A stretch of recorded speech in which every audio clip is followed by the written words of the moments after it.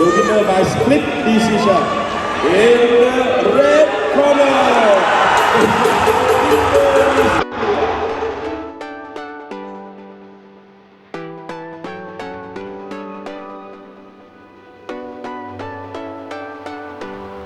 Tempat saya Sulawesi Utara, Manado. Thank you.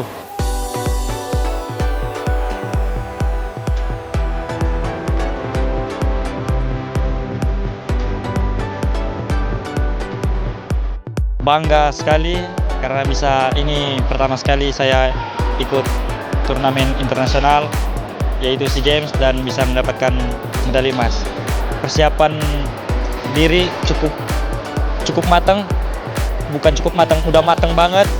7-6 bulan dan tryout ke luar lagi, ke Vietnam, ke Uzbekistan, dan sebelum kita memulai pertandingan SEA Games kita tryout di sini tanggal 2 Desember.